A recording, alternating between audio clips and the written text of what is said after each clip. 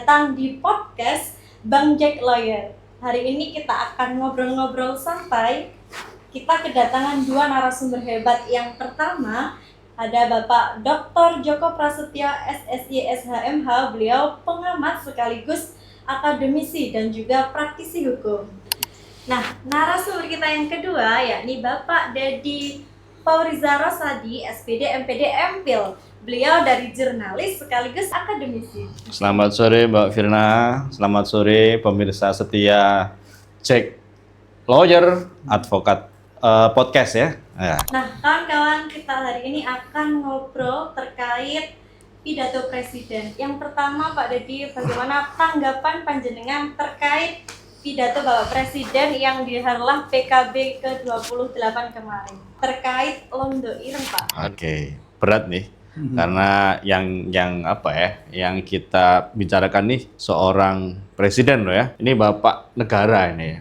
Nomor 1 di Indonesia gitu. Ya, tapi dari mana dulu nih? Ya karena ini kan yang kita lihat yang kemarin lagi viral itu kan memang ada dua sisi nih. Siapanya dulu? Misalnya Bapak Presidennya atau yang disampaikan? Yang mana dulu? Yang disampaikan, baiklah. Terkait Londo Ireng, ya menarik ya. Sekarang Londo Ireng dimunculkan lagi oleh Bapak Presiden, Bapak Prabowo. Sebenarnya kalau hal seperti ini misalnya secara teori, ini namanya critical discourse analysis. Kita ambil contoh ada satu aja punyanya Norman Verlof, bahwa kalau critical discourse analysis, kenapa yang kita pakai adalah critical discourse analysis itu Mbak Firna. Critical discourse analysis itu penggunaan teks dan percakapan yang digunakan dalam praktek sosial dalam hubungannya dengan kekuasaan, ideologi serta dominasi. Jadi pas kalau apa yang disampaikan Pak Presiden ini mengenai bahwa yang kemarin itu kalau nggak salah itu ya, bahwa Londo Ireng sekarang masih ada, Betul itu, Pak. berbusana wartawan, LSM sama pengamat masuk ya. Ya. Jurnalis.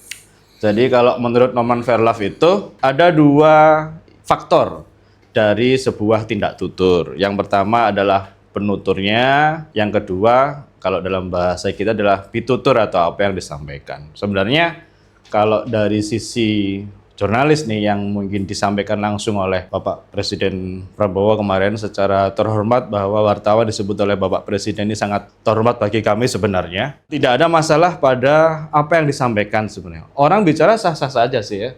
Bicara apa aja boleh, siapa aja bicara boleh. Nah, mungkin yang menjadi ini sebuah perbincangan dan mungkin ya sedikit risky ya, bahwa ini adalah Bapak kita nih, Bapak Presiden, Bapak Prabowo yang menyampaikan sehingga apa yang disampaikan menjadi booming. Ya Londo Ireng biasanya kita ya guyonan-guyonan biasa, Londo Ireng juga biasa kita pakai. Tapi karena yang menyampaikan adalah Bapak Presiden sehingga waduh, kalau yang menyampaikan Bapak Presiden kayaknya berat gitu ya. Iya, itu sih sebenarnya. Jadi kalau misalkan kita harus mengkritisi atau bukan mengkritisi sih sebenarnya ya, mungkin merespon gitu ya. Iya, menanggapi oke. Masa presiden dikritik sih? Jadi nggak boleh presiden dikritik kan gitu katanya ya. Kita merespon nih Pak Presiden ya. Jadi kita bukan merespon Pak Presidennya, tapi apa yang disampaikan oleh Bapak Prabowo yang terhormat gitu ya. Sah-sah saja, boleh. Akan tapi kan nggak semuanya ya, bahwa dari teman-teman kita itu dikatakan Londo Ireng. Ini berat nih, karena yang disampaikan kemarin konteksnya adalah Kompas kan ya. Jadi yang disampaikan Bapak Presiden kemarin kan ada cerita bahwa dalam penerimaan atau ketika media Kompas itu meliput MBG, disalurkan di sebuah sekolah. Saya kurang paham di mana tempat sekolahnya. Itu ketika anak-anak sekolah itu menikmati MBG, kemudian bangunan sekolahnya memang rusak atau mau roboh begitu. Sehingga mungkin teman-teman Kompas itu membandingkan atau mungkin sedikit berorientasi bahwa ketika mungkin MBG ini kemudian digunakan untuk memperbaiki sekolah itu kayaknya lebih akan bermanfaat begitu. Mungkin ke situnya. Bapak Presiden kemudian bahwa dia memang punya program untuk membangun dan memperbaiki berapa sekolah? 67.000 sekolah gitu ya. Jadi konteksnya di situ, sehingga mungkin seolah-olah kok mencari celah dari program Bapak Presiden. Sebenarnya permasalahannya adalah kalau Kompas itu kan sudah sangat mempertimbangkan, sudah kemudian ya pemberitaan itu pasti dalam hal yang sudah dipertimbangkan, dan itu bukan kritik kalau kami dari jurnalis itu, bahwa tugas kami adalah menyampaikan, memberitakan sesuatu yang memang terjadi yang ada di masyarakat. Jadi kita menceritakan bahwa keadaan di sini itu seperti ini gitu. Kami nggak pernah mengkritik sih, kami hanya menyampaikan. Karena sebenarnya kita sendiri nggak boleh, kita nggak berhak menyampaikan sebuah opini untuk menyudutkan apa. Karena kita bukan seorang bukan seorang pakar dari hukum juga bukan, pakar dari politik juga bukan. Jadi kita hanya menyampaikan saja, dan mungkin juga secara tersirat menyampaikan kepada regulator bahwa harapan masyarakat seperti apa dengan programnya, yang jalan seperti apa, hanya itu sih sebenarnya. Tapi kalau kemudian yang disampaikan Bapak Presiden adalah dihadapi dalam media Kompas, media yang besar, ya ini mungkin yang menjadi polemik. Tapi kalau kemudian teman-teman wartawan dari media yang lain kemudian meresponnya, kok kayaknya juga kurang tepat juga sih. Jadi kalau menurut saya memang ada iyanya juga mungkin, tapi nggak untuk semua lah kalau untuk ireng kan gitu. Itu Mbak Firna. Iya. Terima kasih. Nah, menarik nih Pak. Kita lanjut dulu ya Pak ya ke narasumber. Nah ini, beliau ini dokter Joko Prasetyo, biasanya disebut enaknya tuh Bang Jack gitu loh. Siap.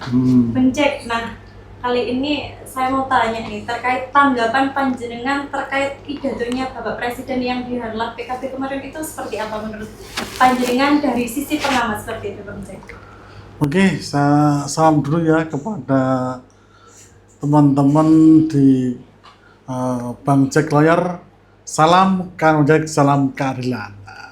Menanggapi terkait masalah pidato Bapak Presiden yang kemarin, ya sah-sah saja sih terkait pernyataan beliau dan sebagainya. Kalau saya kan basic saya pergerakan ini mulai juga pernah menjadi seorang jurnalis, juga pendiri LSM, dan sekarang jadi lawyer, praktisi dan akademisi hukum, pengamat juga. Saya kira equal will be for the law, bahwa kedudukan orang itu sama di hadapan hukum itu jelas. Bahwa beliau Bapak Presiden juga merupakan masyarakat, juga pimpinan, juga sah-sah saja sih mengkritik sana, karena juga beliau juga presiden, juga dikritik, juga bisa mengkritik ketika ada sesuatu yang kurang pas. Dan ketika menyampaikan itu pun materi yang dikatakan londo ireng. Londo ireng artinya yang dipersepsikan bahwa di zaman penjajah itu adalah orang-orang Indonesia itu yang membela penjajah dan mengikut penjajah Indonesia. Dan sampai hari ini ada, itu yang tadi dipertanyakan seperti itu. Nah, menurut dari Bapak Presiden sampai detik ini ada. Mulai yang disampaikan mulai berbentuk A, B, C, D itu ya. Sampaikan ada yang pengamat, ada yang jurnalis, wartawan, atau DLSM.